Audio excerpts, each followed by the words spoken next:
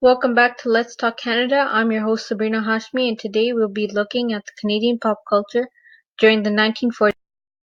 So, it was after World War II where Canada yet again went through another depression. But this time, this is where pop culture took a big boom in Canada's society. Now, what was the daily lives of Canadians? How did they entertain themselves from the pop culture? During the 1940s, many Canadian soldiers returned to their homes. Life got better in the late 40s and through the 50s. A big source of entertainment was radio. There were popular broadcasts like CBC News, which broadcasts in French and English. Because of radio, many people listened to the music, which was mainly jazz, and drive-in theaters were also very popular. Later, during the 1950s, radio was replaced by television. Popular Canadian programs like Hockey Night, Holiday Ranch, Howdy Doody, which was an American show rewritten as Canadian characters. Canada also had many musical variety shows. For example, the Jackie Ray Show, which was very popular. Fun fact: between 1946 and 1963, the Canadian government promoted Canadian artists, Canadian TV and radio, more because they thought that Canadians shouldn't be influenced by American culture, because a growing culture would bring prosperity to the country and make them secure and strong. Now, what are some popular music during then? Well, everyone in the 40s listened to jazz, swing. There are other genres like folk and country, but jazz, swing, and bebop were dominating the radios and people's hearts. Some famous jazz and swing songs were Where Summer Comes by Oscar Peterson, Put Your Head on My Shoulder by Paul Anka, Istanbul by The Four Lads, If Because of You by Guy Lombardo and his Royal Canadians.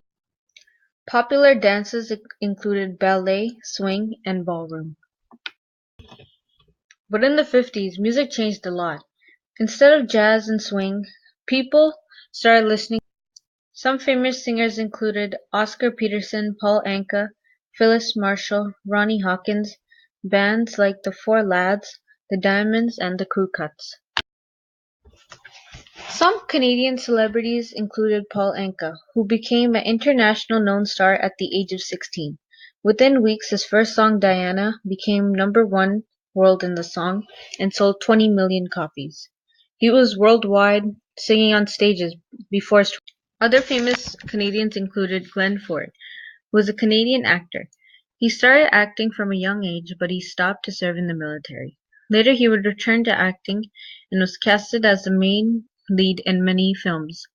For example, 1946 Gilda, which starred Rita Hayworth. Yvonne De Carlo was a famous actress who was known for her dark brown hair and gray-blue eyes. She was mainly known during the 40s and 50s. Some of her famous work included the 1956 film The Ten Commandments. This can really go two ways if they would be famous or not. They could be because of their success in the past, but also now times have changed and Canadian society and pop culture is way different from what it was back then. So maybe if they did those things in this society, it wouldn't work out. Now let's talk about the fashion trends that took place. The past century showed that the trend of being curvy was the ideal type of woman, but that changed in the 40s, where having an S-line body type was the ideal type. Women used clothing like girdles and tried to make their waist and hips smaller, while accentuating their shoulders. Popular necklines included sweetheart, high round, and small collars. Heels and peacoats also became an essential. In the 40s, skirts became shorter and came up below or above the woman's knees. In the 1950s, women fashion consisted mainly of pencil skirts, and the trend of padded shoulders died down. Also, young women and girls wore printed skirts. For a sharp look, men and boys usually dressed in suits with fedoras and even wore suspenders. For a casual look, there were some of these trends do exist today. For example, the pencil skirt is still a popular style of skirt.